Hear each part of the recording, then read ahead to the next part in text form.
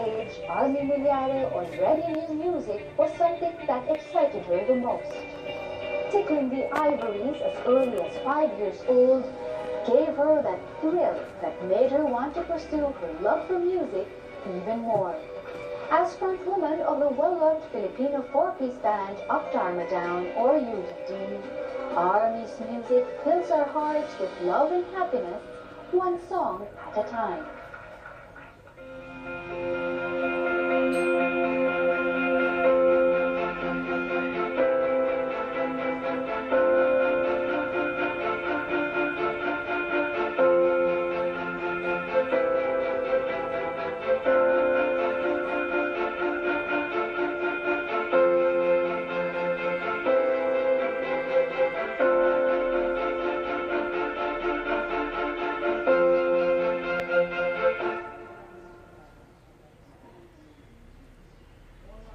Today on Leading Women, we get to know the soft-spoken musician behind the keys of UDD, whose voice has the power to stir emotions, move audiences with each performance.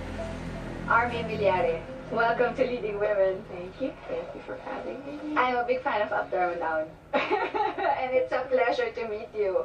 Thank you. Up Dharma Down has been in the business for a while. How do you feel when people approach you and say, "Oh, you're the voice behind Up Dharma Down"? How does it make you feel? Freak out. Why do you freak out? It's hard to, I don't know, it's just not one of the things I expect when I see people, or I don't expect people to see me. Because music, I think it's different. You start out really for the music, you just want to express yourself. So if it makes an impact to more than just you, that's an added bonus. And then we kind of get that bonus. And then I freak out a lot. I try not to. Have you always been shy, even as a child? There's, I think it's more like people I know, I suppose. You know, you're comfortable with just a particular set. So these are the people that you're used to, and you're normal around them. But then you meet other people, or you see other people you don't know very well, and you're like, kind of just wanna disappear. I don't know. But even as a child, were you like that? Yeah. I remember being asked to sing, and it just never happens. I hide.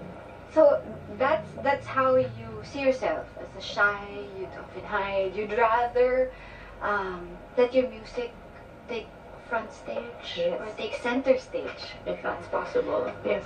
So it pretty much is also reflective of you. Your listeners are like you, and just listening to the music, enjoying the music, and absorbing the lyrics of your songs. Yeah, because it's not most of her songs, it's usually on a slower BPM, so it requires like sitting down and just like being one with the music. It's only quite recently when we started making faster songs, so that part we're still kind of like getting used to. So originally your band's direction for the music, or the kind of music that your listeners would enjoy, were slower, slower ones. Yeah, from the previous albums, I think the more ballad types are the ones that get a lot of reaction from people. So I mean, it's not dancey stuff, basically not the dancey stuff, but there's always like one track that's fast, and then the rest are kind of like slowing down towards the end. That's intentional. More of natural. That's just the product that came out, and because we don't really curate what happens in an album, we just write stuff and then we choose what we like. So there's no particular theme like, oh, we gotta write a faster one or a slower one. Sometimes it's just really the way you record, the spirit of the times. If now is a bunch of songs that are slow, maybe that's what's happening. So that's what we write, that's what we put there. Were your parents always supportive of this love for music that you had? In some way they were. I mean, piano lessons and, asking me to sing in front of like uncles. That's the kind of support that they were used to, but now we're good and they understand that. I just had to work extra hard and tell them that there's nowhere else I could ever be. This is the only thing I know how to do, so I have to do it. So you don't really think about like it being a lucrative uh, way of life or a job. There was something about uh, writing the songs and being able to perform them that just kind of put down the noise on everything else. So I just kept saying that's really what I wanted to do. And eventually I think they got the hint too. She calls them listeners instead of fans. And Armi Millare has appreciated how UDD's following has loved and supported their music since they started over a decade ago. When Leading Women returns, Armi shares how she broke out of her comfort zone and made music that spoke volumes about her many soulful experiences.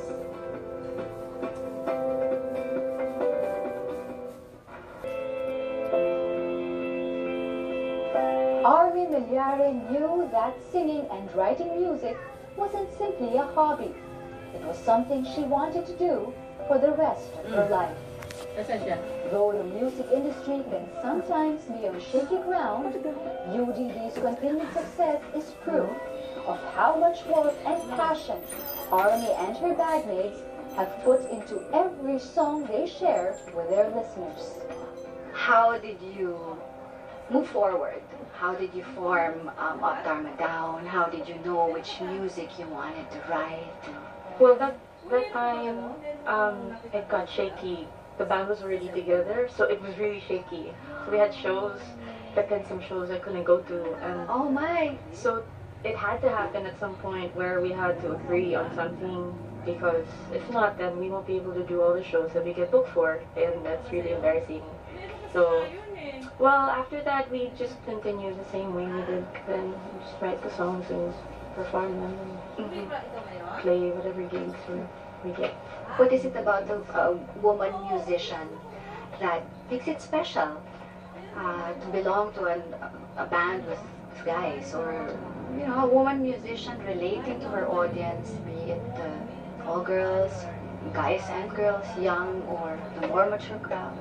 I feel like there's this relationship with male creatives. I grew up with two brothers, most of my friends in high school were guys. So it's also nice to kind of like see the other side, all sides, the prismatic side of men, and then you kind of compare that and see. And when you write a song that touches both men and women, you feel like you've achieved something. It's not a bad thing. It's great. I think working with these guys in the band has also helped me understand being a woman. Like, there really are particular differences in how men and women relate to each other. Has there ever been a time that your differences became too unbearable, so to speak? Yeah, of course there have been times, but that's when you stop thinking about the music. So if you focus on other things besides the main point on why you got there in the first place, that's kind of when things get murky. So if it's not about the music, let's not discuss it. Then kind of get over it in a way, and then think about the things we have to finish and do, and then we remember why we came here and what more we have to do together. Has your direction changed through the years? You mentioned why we came here, why you guys got together. Has your goal or direction with your music changed through the years? I feel like it's still the same. Especially with this new album that we're working on, it feels like we're starting again, from the very beginning. I don't know what it is about that one. Maybe because we're older now, and we're trying as much as possible to like get us close to the growth and putting it in the product. Because you may feel like you've grown, but then I wonder how that's going to come out in terms of the product. So it's been a very difficult process trying to get both of those things in there in the song. So we hope it shows that we're older. Anyway. Well, is it also a more mature sound? You said you're older. Yeah. It's the more mature sound as well. I think so. And the words, the lyrics, you kind of explore different emotions. It's not just directly a love song. You go through passive-aggressive as well, and how to deliver a message. Sometimes you use sarcasm. Sometimes you use plainly just being direct with someone, and these are so many emotions and the whole spectrum that you can turn into songs. So there's so much to write. Armi enjoys quiet time to write her music. She understands how love stories begin and end.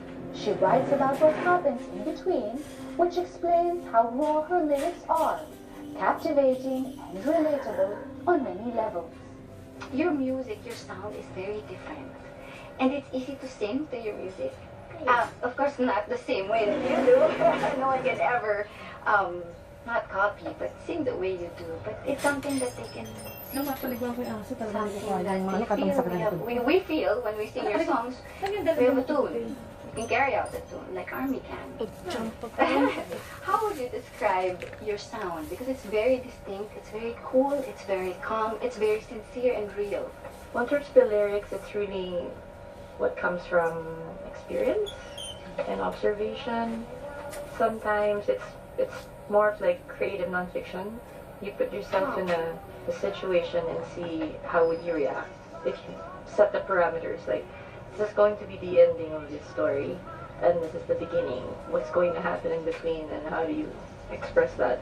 I think that's the closest way I could describe writing it. Whose music do you listen to when you write? Do you listen to music when you write? No, I prefer just complete silence because there's a lot of things in your head that you kind of want to put down, and when you listen to somebody, it really influences you. So I think listening to me happens when I'm not writing an album, but for the boys in the band, they do that. I just have that different process from them. I find it easier because it's so easy to like resonate with somebody and say I can feel the same way, but then you might end up writing the exact same thing, and sometimes you don't want to do that. Who would you listen to?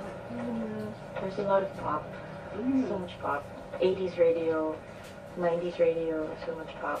There were plenty of women artists Armi Millare grew up listening to, including Mariah Carey and Anita Baker.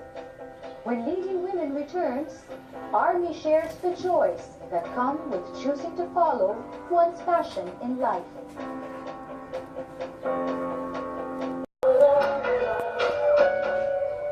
Armi admits UDD's listeners have grown with the band in more ways than one, singing along to their hit songs Oo, Tadhana, and Sana during large or intimate gigs, something Armi is extremely grateful for. Your songs are very relatable because the songs, each and every word of your song is a moment or a situation in someone's life. And even the titles of the songs are so relatable, and that is what makes Up Dharma Down, UDD, relatable in whatever age, stage a person is in. How do you feel about the kind of relationship you have with your listeners? You don't need to see them, but you know they listen to you. Yeah. I think we grow with our audience at the same time. So some of them we've known since they were like in high school, and then now they're the ones that book the shows when they're getting married. And it's like, yeah. So it's a very it's not a huge like fan base per se, but it's very focused.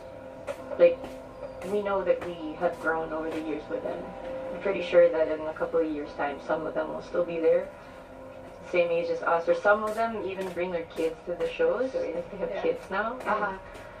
Yeah, it's a very tight community. So how do you take the praise and I'm not sure if I'd say criticism. I don't think anyone will criticize beautiful music the way you make it. Oh, I mean, there's always, people there will always be people who won't be happy with what you make, and that's been part of the agreement. If you're a musician, I think you would understand that there's only so much you could do, and you can't always please everybody. And I think that rule works for every industry. That's fine. With social media, I think I have trouble utilizing it because we're a band and we're not really celebrities to begin with. So sometimes an account and you want to be as honest as you can be, but you can't because there will always be some sort of trouble somewhere down the line if you wear your heart on your sleeve. Or people would expect you to be really open because most introverts, I think we like social media because that's where you have that space, you get to connect with people, but then you have that distance, and it's a perfect place, but it works against you sometimes. So that's, I think, the only trouble I have with social media. Otherwise, it's a great tool to promote the music, and I feel like it's social media that's helping, it's becoming a good way for technology to help artists adapt to the changing times. It gets busier, so I think it's a good tool. Is it about the adoration, or is it about record sales? Is it about ticket sales that gets you excited, that gives you more inspiration? I think it's really like setting that goal with yourself and writing a song that surprises you. So whenever I write something and then I hear it's done, then I get surprised by the product. That's kind of like what keeps me writing. At the same time, like after how many years of doing it, you have to think about what you want to contribute, to the local industry. We have to keep writing local songs, Tagalog songs, even in English, just to stick in the catalog. Because this is the generation, you have to record or write material that reflects people in that generation. Maybe this side is kind of isolated. Maybe there's not much, or not as many people who feel the same way, but there's still that chunk of the crowd. And I feel like that's the job that I've found myself identifying with. What do you think of the music industry in the country at the moment? It's doing well. I mean, there are a lot of new bands, there are a lot of new artists, female artists, it's not a male-dominated industry anymore. Normally that's the impression, like you're in a band and they ask you that question, if like, how does it feel to be a woman in a band? And there are a lot of females in music industry. We have a lot of female musicians, so it's been good. It's there are more venues, and like back then, you had like 2-3 venues, but now people are understanding this need for venues, and you get to explore. You get to give people the optimum quality of what they pay for. So I think now is a good time to be a musician. What is it about the Army today that shaped you from your childhood? Very hard-headed. Yeah. So, but I'm trying to imagine, okay, Army's hard-headed, she's shy, Yeah, I mean, shy is a personality trait, but so is being hard-headed in a sense that you want something, you really go for it. I feel like we have very little time, limited time, and if you find something that you really want to do, you have to do it now. You have to start somewhere, or you wish you started yesterday, if you so. Yeah, of course, I got that from my parents. You're really a hard-headed girl. Thank you. It's okay. I don't take it as an offense. Sometimes it gets you to places. Your fear of failure gets you to places. Fear, I think, it only becomes a problem when it sets you down and it causes everything in your life. But if fear keeps you going and this makes you discover more about yourself, thank you. What have you discovered about yourself now? That I don't know anything. It's so uncertain. The older you get, the less sure you are of things. So I just really stick to the things that I know.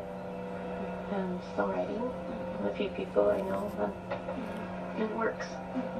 But what we do know is that you are a leading woman, and we'd like to know your definition of a leading woman.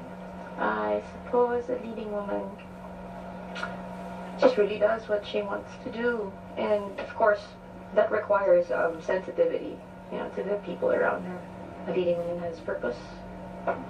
She has to know why she's doing something and who it's for, and not just for herself. As a singer, songwriter, and musician, Armi has worked to thicken the catalog and contribute to the local music scene, one track at a time. Her amazing talent, undenying passion, and bravery to pursue her dreams have worked to make Armi Millare an admirable, outstanding, and humble leading woman.